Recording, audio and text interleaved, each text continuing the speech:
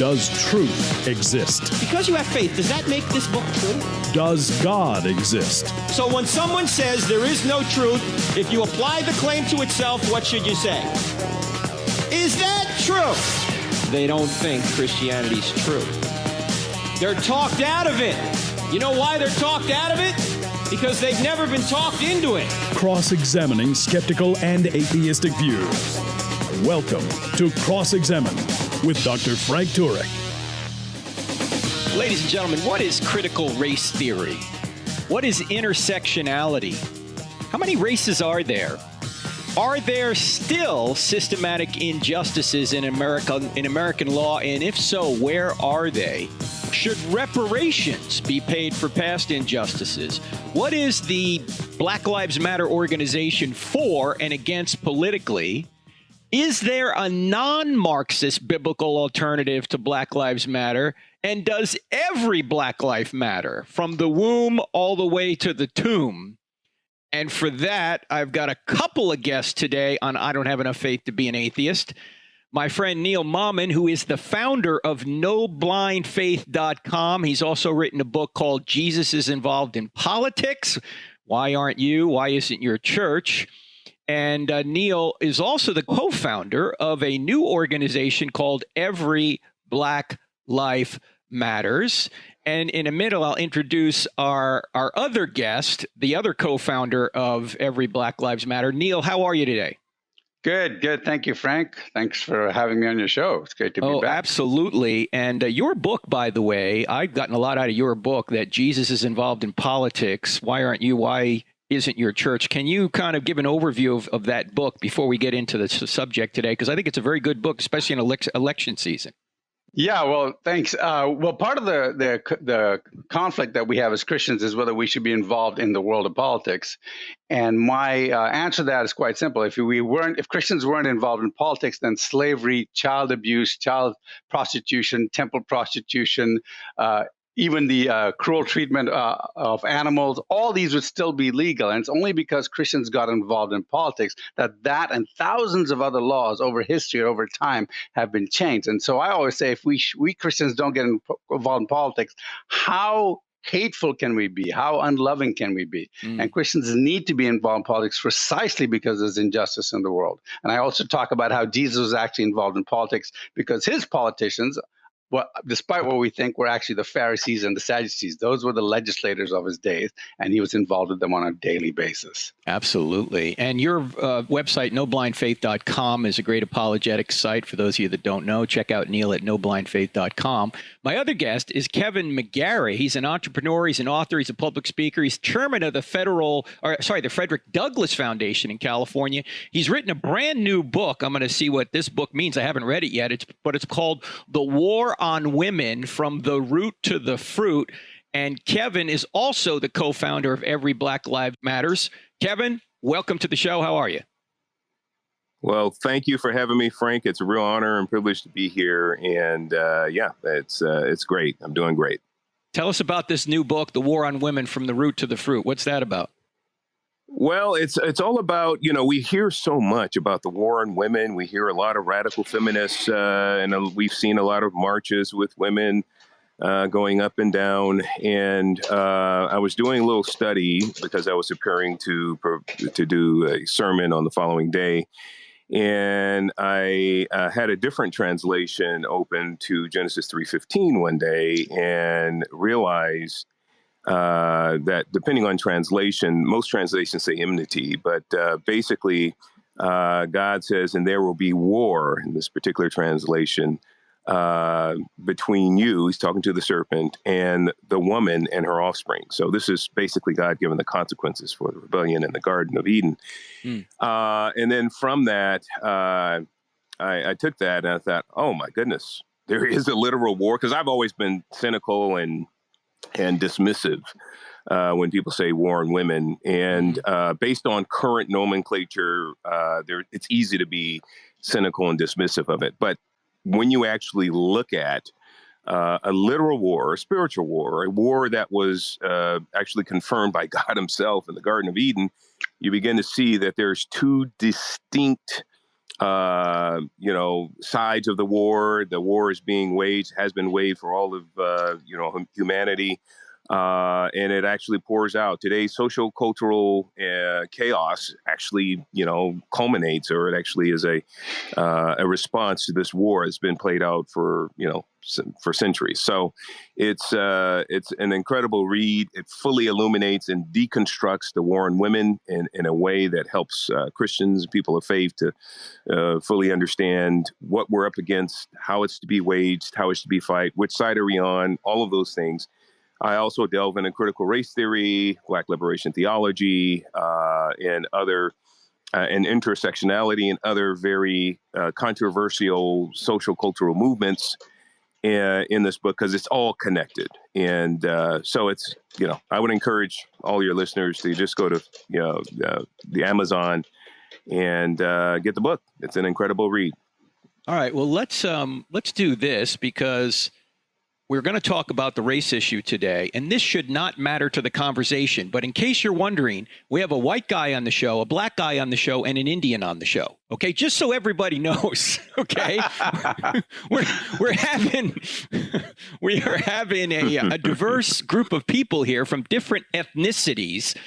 In fact, let me start with the one question: how many races are there, Neil?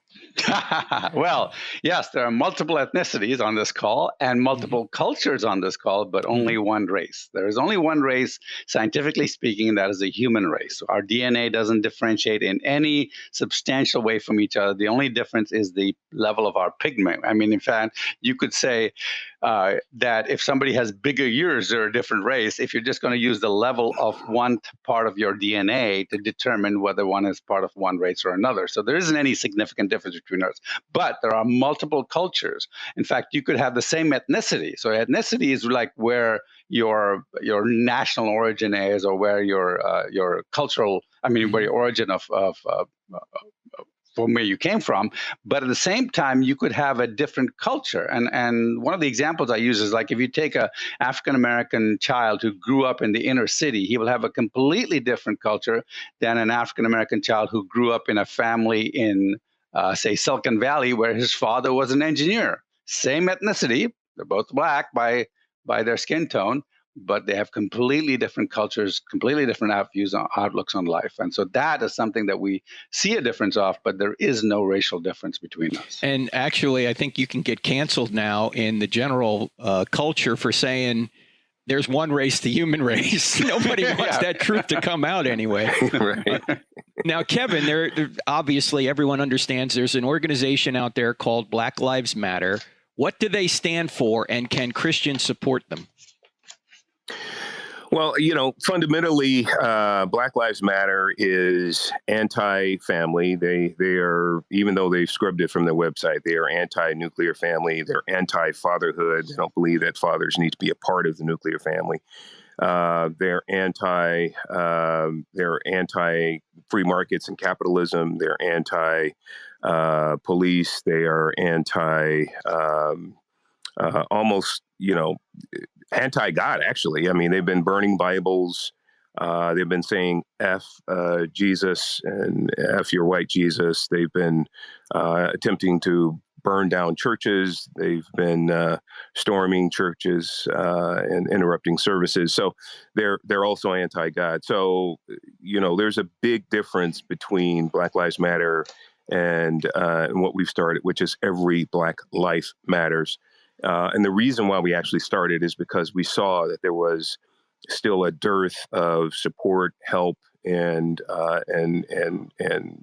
partnership with the Black community that would actually encourage a more successful outcome. Black Lives Matter is strictly concerned with police brutality, and especially if it's a white policeman on a Black patron. But what we are concerned with are the entire all phases of Black life, from the womb to natural death and everything in between. So that's a big distinction, and that's what we do. Well, let's unpack it when we get back from the break. You're listening to I Don't Have Enough Faith to Be an Atheist with Frank Turek on the American Family Radio Network. My guest is Neil Mammen and Kevin McGary. They both started a new organization called Every Black Life Matters, and we'll talk more about that and many other things right after the break. Don't go anywhere. Friends, can you help me with something? Can you go up to iTunes or wherever you listen to this podcast and give us a 5-star review? Why? It will help more people see this podcast and therefore then hear it. So if you could help us out there, I'd greatly appreciate it. Welcome back to I Don't Have Enough Faith to Be an Atheist with Frank Turek on the American Family Radio Network. Our website, CrossExamined.org. That's CrossExamined with a D on the end of it, .org. And we are today talking to both Neil Mammen and Kevin McGary. They are both co-founders of a brand new organization called Every Black Life Matters. And the website for that, Neil, is what? It's www.everyblm.org or everyblm.com. Either way. Okay. Yeah. Now, Neil, you've been on the street. I've seen you talk about this. In fact, I think you were in front of the Supreme Court not long ago.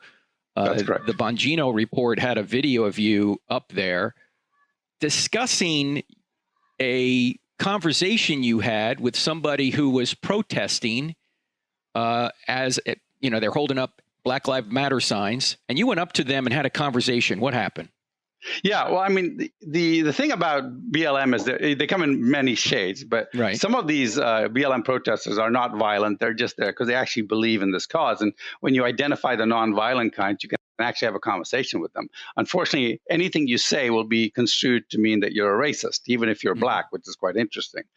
So most people say, well, all lives matter, as a counter to Black Lives Matter, and that is seen as racist. Why? Because, well, the idea being that if you let black people die, then all lives don't matter, and that's the focus, and so on and so forth. But anyway, so what we decided is we've got to take it a step further, and that's what we're all about. Is look, if Black Lives Matter, then every Black life matters. And so I went up to them and I just had a conversation and said, "Do you believe that Black Lives Matter?" Well, of course they're going to say yes.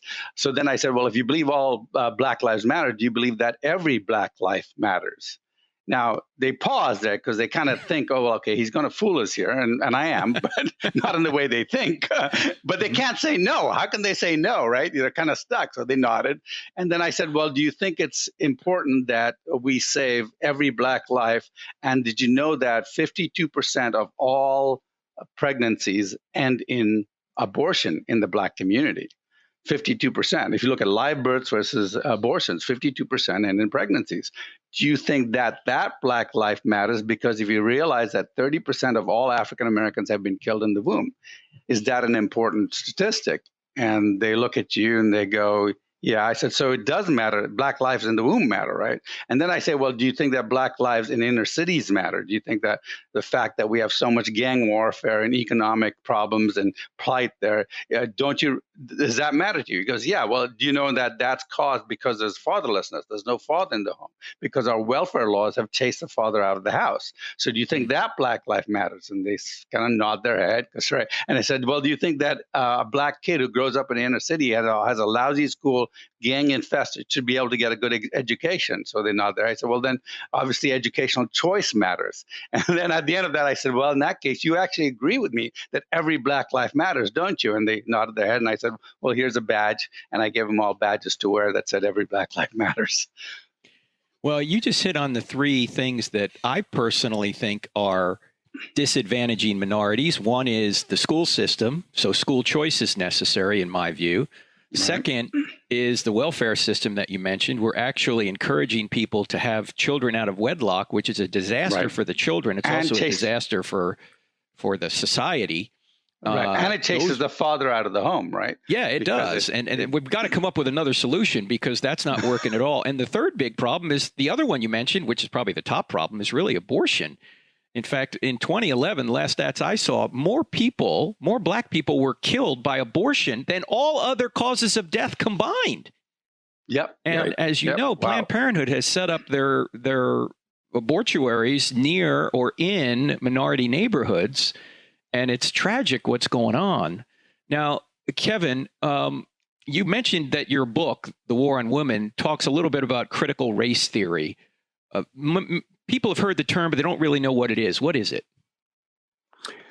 It's, well, okay, so it has many facets. In a nutshell, fundamentally, it's a theory that basically says you have the right to speak and be heard if you have, sort of oppression, some sort of oppression points. Your oppression points are earned if you are Black. Then you will be heard, you will be listened to. If you're Black, LGBT woman, then you have more oppression points than just a Black male. If you're Black, LGBT woman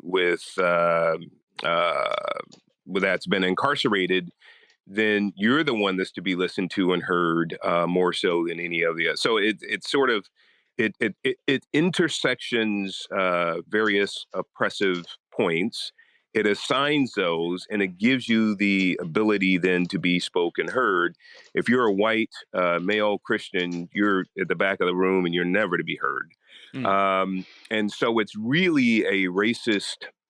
It's the inculcating of a racist theme that really it really flips the script and attempts to shut up, if you will, all people who are a little bit melanin deficient in comparison to others, and it gives the others who have heretofore maybe have been oppressed in some ways the ability to be spoken to speak and to be heard and to be taken seriously. So there's a lot more to it than that.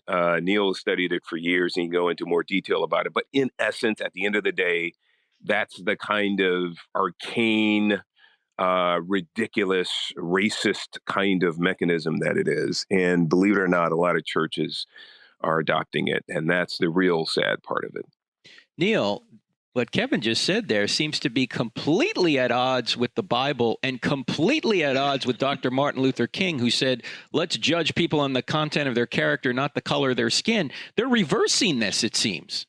Well, not only are they reversing it on the ballot in California, there is a idea to bring back racial consideration. In other words, they want to bring back the idea that we can judge and give you special benefits depending on your race. I mean, the fact that the legislator is trying to do that is actually surprising, because that's exactly what we've done. We've decided to go back from a colorless society to a colored society where we judge people based on their skin. Now, here's what's very dangerous about this. And I always tell my friends, I said, look, if you're a minority, this should scare you. Let me tell you why it should scare you. Because in the past, the majority always has the upper hand. So until you're a majority, the majority will have an upper hand. And at some point, if they think they can judge you based on this color of the skin now to give you benefits, one day they will use that same precedence of the law to judge you based on the color of the skin to take away things from you.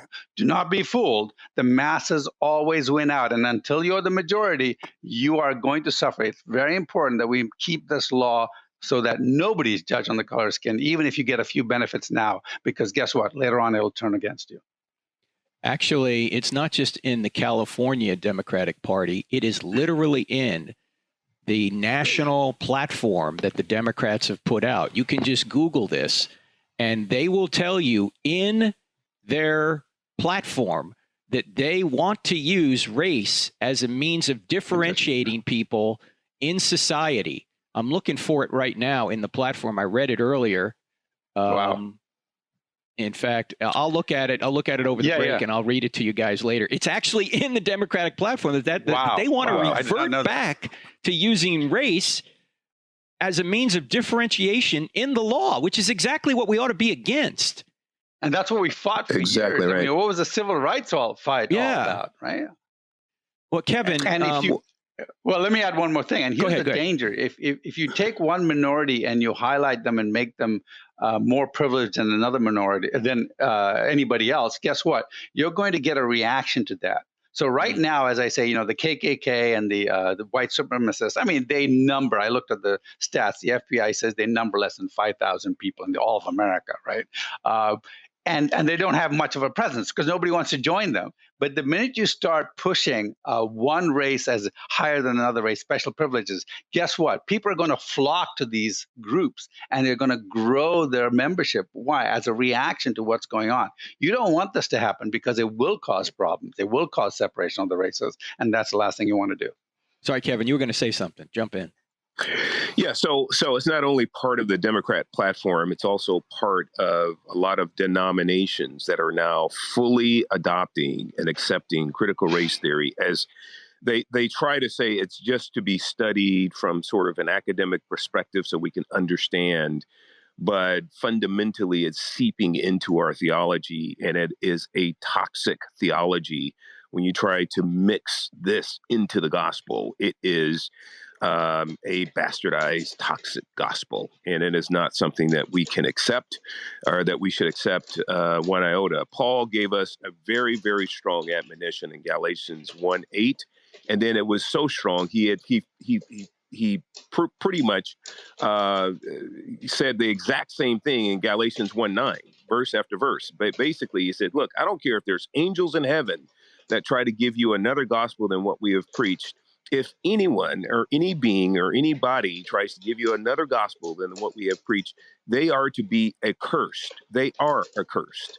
And just think of how many curses now we're heaping on our parishioners and our churches because we are trying to mix a gospel that's antithetical to what the gospel that we believed into our current theology. It really is an anathema.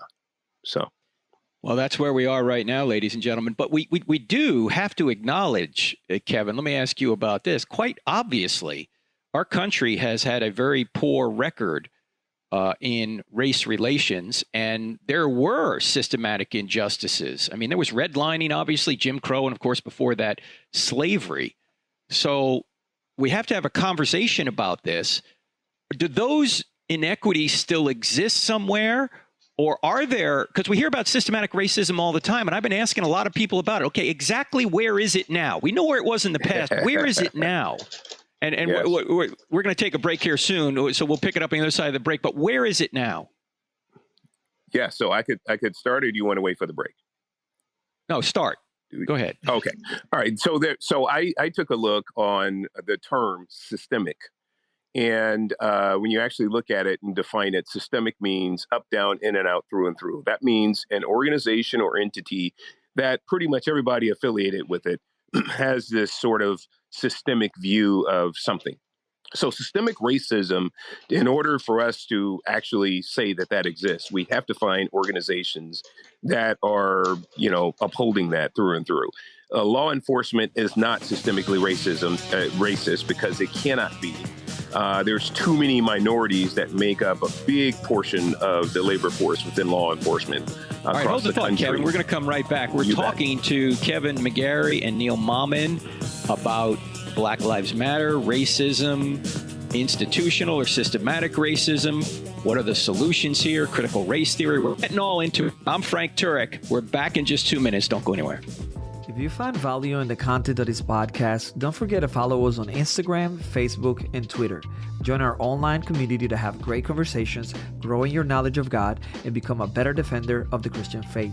Also, don't forget to subscribe to our YouTube channel, where we have hundreds of videos and over 100,000 subscribers that are part of our online family. Find us by searching for Frank Turek or CrossExamined in the search bar. You can find many more resources like articles, online courses, free downloadable materials, event calendars, and more at CrossExamined.org. Next week, October 18th, I'll be privileged to be speaking at all the services of Calvary Chapel, Chino Hills. My friend, the great Jack Hibbs, is the pastor there. This is going to be the topic. Does Jesus trump your politics? Does Jesus trump your politics? If you can't be there, it will be streamed live on the Calvary Chapel, Chino Hills website. So we're going to get into some of what we're talking about here. And just before the break, we were talking to both Neil Mammen and Kevin McGary. They are co-founders of Every Black Life Matters. And you should check out their website because they're for the fact that every black life from the womb to the tomb matters in every instance. It's not a very narrow approach that the Marxist BLM organization takes. And before the break, Kevin, you were mentioning that you don't see racial systematic injustice in law enforcement. Let me add a stat from 2019. In 2019, 9 unarmed black men were killed by cops and 19 unarmed whites were killed by cops. If this is good data, it does not seem to show systematic injustice. And by the way, unarmed is a squishy term. Yeah, he may not have had a gun or a knife, but maybe had a brick, you know. So It doesn't appear from that data anyway that there's a racial disparity there. But you were saying that you don't see that in law enforcement. Why not? Right. So if we just take their definition, basically, most of the left has defined that you cannot be racist if you're a minority because you don't have power. So if we just take them at their term, that minorities cannot be racist, and realize that systemic means through and through, throughout the system, everybody has to have this sort of same mindset, then that means that that law enforcement in general cannot be racist because you have a greater proportion of minorities. If you look at back office administration and patrol officers, you have a greater percentage of minorities making up your law enforcement throughout the country. And so it cannot be systemic because the at least half the force or more in most all jurisdictions cannot be racist because by definition they are minorities. So let's just assume that. So I wanted to do a sincere look because I did want to see if I could discover any particular institutions or entities that are still around today that are systemically racist. And so what I did is I did an intentional look and I did find 2 entities. So let me give you the background and history of one. One started in the early 1800s. And basically, that once they started, they began to put up progressive judges. When they put up their progressive judges and nominated and made sure that they had progressive judges in place, they assured that the Jim Crow laws and the Black Codes and the Dred Scott decision and all of those others were passed and or upheld in order to uphold slavery. They wanted to assure that Blacks were fully enslaved. Then they made sure that they put in additional progressive judges. So when their military arm, and in those days it was the KKK, when their military arm, the KKK, lynched, maimed, and killed Blacks, that they would actually be able to escape justice. So they had their sort of favored judges who would basically let these KKK members go. Then they, after Reconstruction, they segued into segregation, and then they segued into eugenics. And then they began to partner with an organization that was actually literally started in order to exterminate Blacks. And I'll tell you more about that organization here in a second. That organization then assured that Blacks would not have equal access to education. That organization to this very day is around and should be held accountable. That organization should be fully defunded because of their history and their current status, which upholds systematic injustices towards Black. That organization is the Democrat Party. And I don't say that from a political perspective. I say that matter of fact. You can go historically and validate every claim made. Well, historically, they may try and push that under the rug, but they'll say, no, we've learned now, and now we're for Black equality. Where are they not, Kevin? Well, they're not in the womb. That's for sure. Fundamentally, the second organization that is systemically racist, their founder said, we don't want the word to get out that we want to start Planned Parenthood in order so that we would exterminate the Negro population. That was a Margaret Sanger quote.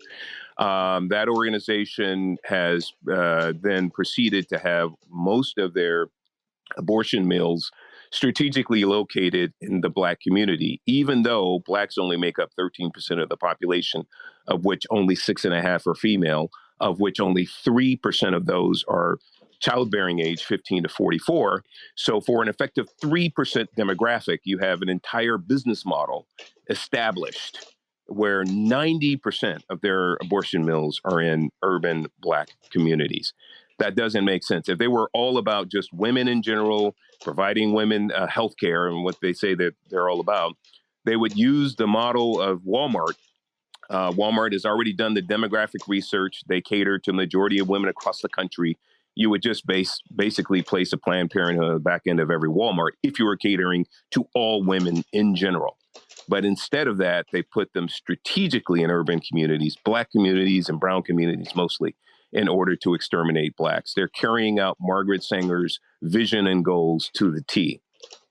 So that organization actually came out as systemically racist. They outed themselves.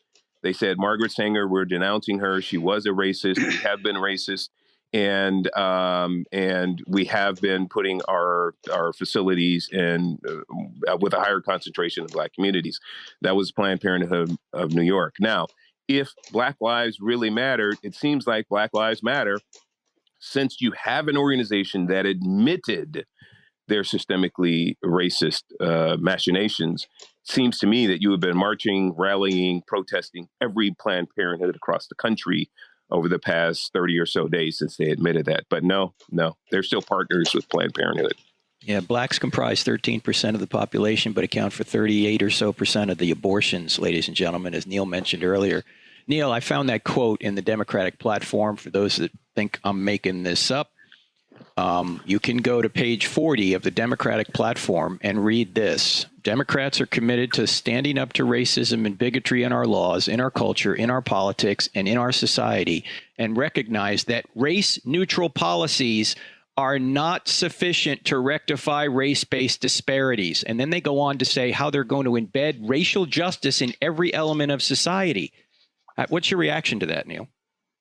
Well, as I said, I think the problem is it's going to cause a reaction from people who are not thinking clearly and end up being and draw them into the white supremacy organizations. That's the first thing. The second thing is, when you start making special privileges for special people, you're not really helping them. The idea of America, and the reason why I came to America as an immigrant and wanted to come here, is because I knew I could be free to do my own thing, not because there were handouts. And when you start giving people handouts, they start becoming dependent. If I wanted to ruin a minority group, if I wanted to make sure that they were always dependent on me, that I could always control them, I would start giving them free handouts and make them completely dependent on me. In fact, this is the problem that we're seeing over and over again. We get a group of people and we say, look, we'll feed you, we'll take care of you, we'll provide you free healthcare, free food, free this, free housing and all that. And guess what happens to them? Look what happened to the American Indians, right? I'm an American Indian, but not that kind of, the Native American Indians, right? Look what happened to them. Do we look at them and say, oh, look, the government provided everything for them, and what an amazing thing they're doing. Okay, except for the casinos, right? And even that, it's only certain families that are benefiting from that. So I think you can see over and over again that whenever the government comes in and starts giving you free things or special privileges, it hurts you. I think of back in the 70s when they said, oh, yeah, we'll give free housing. They had the projects, and the density of people in a poor economic system in the projects was horrible. I mean, anyone growing up in the projects, and Kevin might be able to talk more about that. I mean, it destroyed lives because they weren't around anybody else except gang warfare, fights. I mean, it was just poverty all around. There was no economic incentive or economic example of people who made their way out of it, except in gangs. So I think it's very dangerous. Let's talk also, and by the way, we're talking to both Neil Mammen and Kevin McGary. Their organization, which you should go check out, because it's a biblical version of Black Lives Matter, because Black lives do matter, obviously. Their website is everyblm.com, everyblm.com. Check them out there. Neil, obviously, it would be crazy to deny this, but Blacks in America have over 150, 200 years of our history have had difficulty because of systematic racism. There's no question about it. So speak to the issue of reparations. People are talking about that. Shouldn't we try and at least start people even with everybody else? What about reparations? Actually, I'm going to let Kevin answer that because he's got a great answer. Kevin, I'm sorry. That's what I Yeah. So I think we can and should have the conversation on reparations. If you consider that reparations are a form of restitution, if you go to court and somebody runs over somebody and hurts or harms somebody, that individual is then, especially if they have means, they are then held accountable and asked to pay restitution and reparations. The same way with the United States, we had a particular plight on all Black Americans, African Americans in the 1800s. It's called slavery. And we had one fundamental institution that upheld slavery, encouraged slavery, and kept slavery as long as they could. That one institution should be held fully accountable for the slavery and the harms that they caused on the Black community, even to this very day. Here's the thing. We had a lot of people fighting in the Civil War, over 750,000 by some estimates. Americans died, one side or the other. The majority, overwhelming majority, 99+% were white. What do you say to those families that were Northern abolitionists who had their family give up their blood treasures in order to secure freedoms for what we have today as Blacks? You don't then do a double jeopardy on them and say, look, we want more restitution from you, even though they've lost loved ones in the Civil War fighting for Blacks. So what you have to do is go to that individual entity that provided for slavery. That entity is a Democrat Party. We need to get reparations from the Democrat Party if we're serious. Kevin, the Democrats aren't going to like that opinion. We'll see what kind of mail we get from this. Historically, we're talking to Kevin McGary. I know what you're saying. We're talking to Neil Mammen of everyblm.com. Check them out. We got more with them right after the break. I'm Frank Turek. Don't go anywhere. We're back in 2. Friends, Frank Turek here. I Don't Have Enough Faith to Be an Atheist is a listener-supported radio program and podcast. So if you like what you hear here, would you consider donating to CrossExamined.org? 100% of your donations go to ministry, 0% to buildings. We're completely virtual. So if you can help us out, we greatly appreciate it. Thank you so much. Well, this show's going to generate some mail.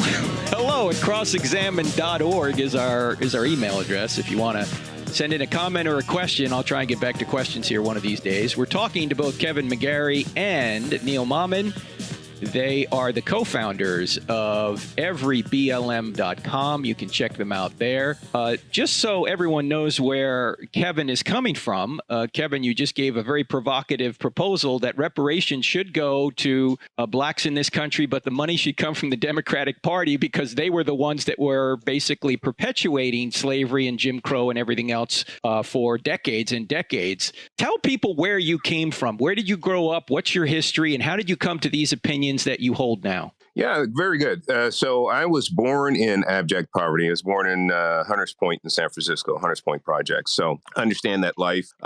We then moved to a middle-class neighborhood, lower middle-class neighborhood. And I was really a boy from the hood, kind of doing, basic stuff in the city of San Francisco during the 70s. And so I've lived the life. I understand it. I understand it to such a degree. I went to college and received a sociology degree. So I understand the left's perspective to a T. It is not something that I'm insensitive to or just don't understand. I've lived poverty. I've lived leftism and liberalism to the T. I get it. But here's what happened.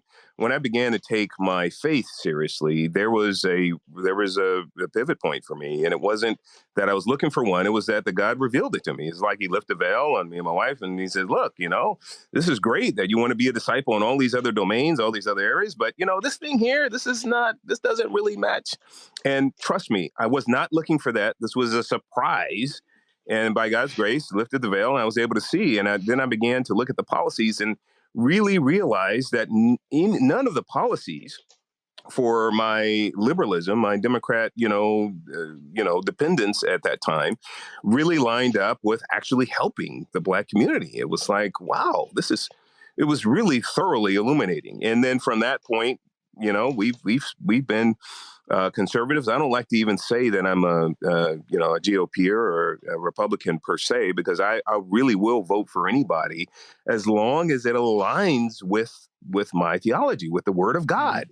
Not even my theology, but the Word of God, period. It's his theology. So that's where I've come from. And so from that, the Lord's helped me to really understand at the core, get to the bottom line of issues, the bottom line of systemic racism, the bottom line of reparations is there is a particular entity that we can hold accountable.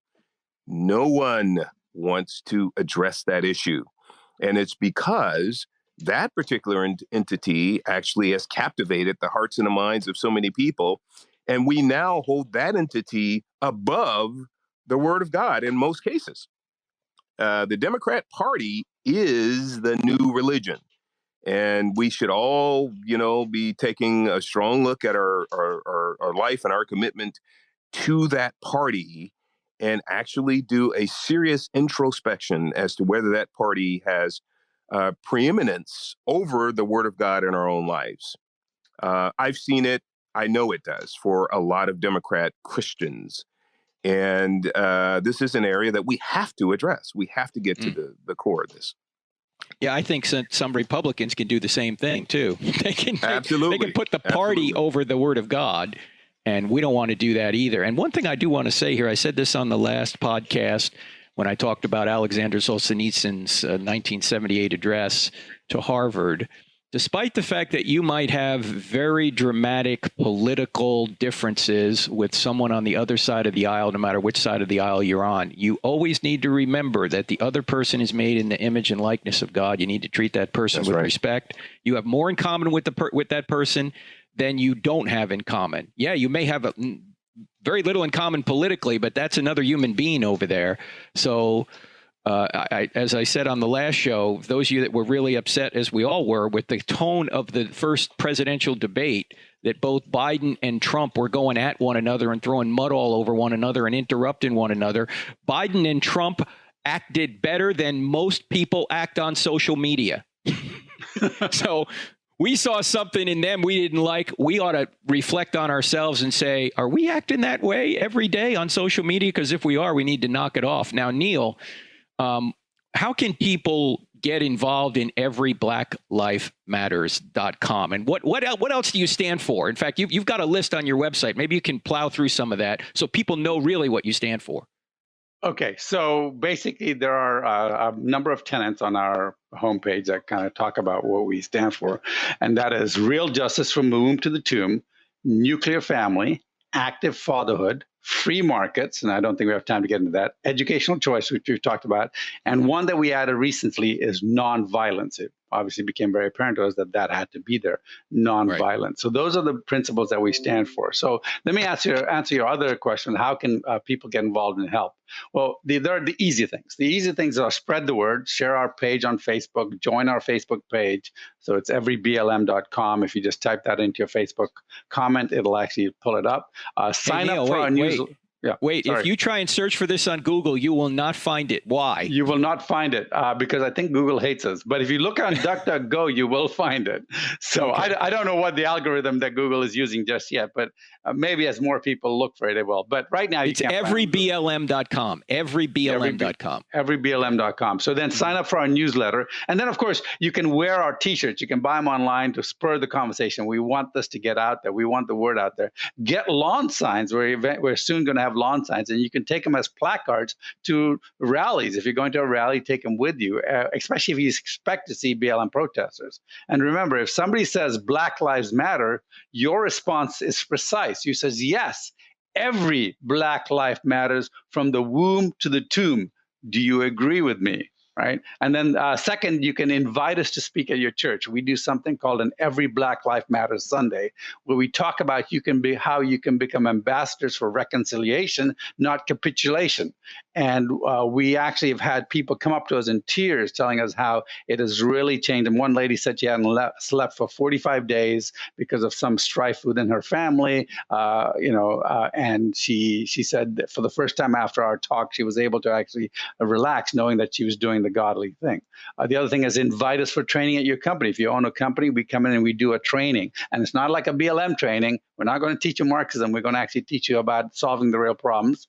We've been invited to city halls to talk. We've talked if you have a local political group, we will come out there and talk to you and teach you all about this. So get on our website and ask us to contact with you.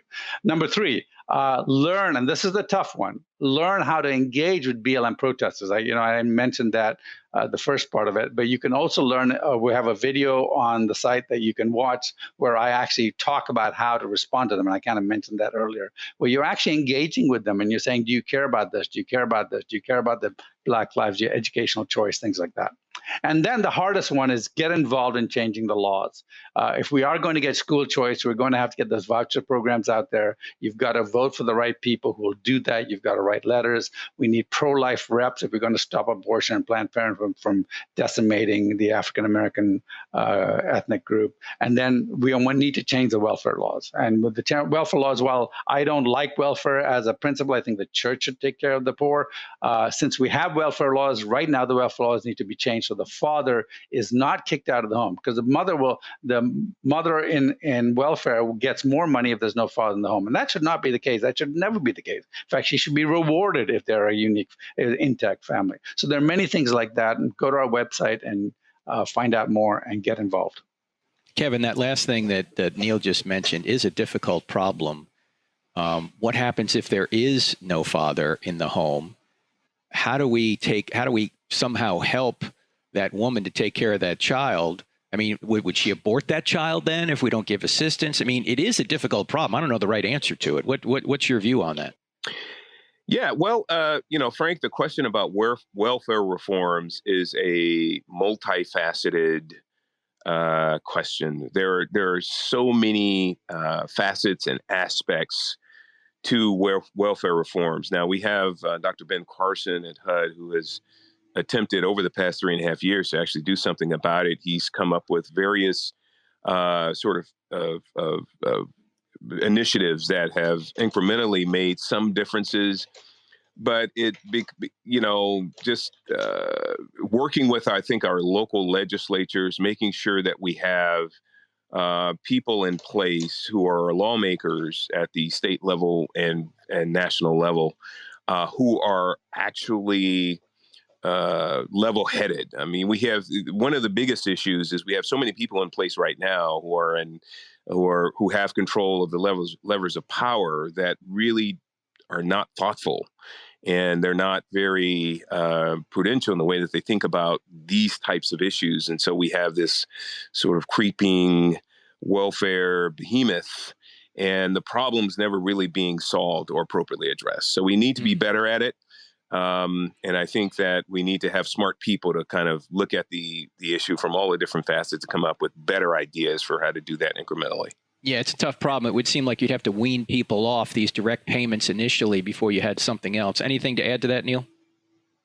Yeah, I mean, there's obviously lots of local churches that we would want to work with, that you should work with. There's ministering to the inner city. There's mentorship programs. One of the things that we argue for is, all these companies are sending millions and millions of dollars to BLM, and it's going for nothing. I mean, instead, what they should be doing is they should be taking that money and working with inner city kids, setting up programs where, take a company like Amazon. Amazon isn't really a brick and mortar store, even though they have lots of facilities. But really what it is, it's an incentive for entrepreneurs. Why not take some of their highest selling Amazon people and say, look, we're going to incentivize you to go in and work with these inner city kids to help them start an online company and maybe work with you as partners or something. I mean, look at that great opportunity there. The entrepreneurship, inner city, you don't need a stock room, you don't need anything. You just have to be able to figure out how to do the market. And those are the kind of things we want to see people do. We want churches involved, big brother, big sister programs. These are the kind of things that will replace that missing father.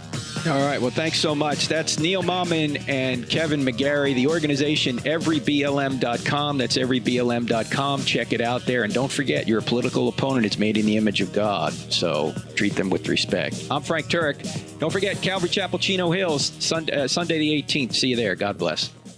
If you benefit from this podcast, help others find it. Just go to iTunes or any other podcast service you might be using to listen and leave us a 5-star rating on the I Don't Have Enough Faith to Be an Atheist podcast with Dr. Frank Turek. It will take you less than 5 seconds. You can also help a lot by leaving us a positive review for others to see. This podcast is available on iTunes, Spotify, Google Play, Stitcher, TuneIn, and many other audio content delivery apps. Thank you and God bless.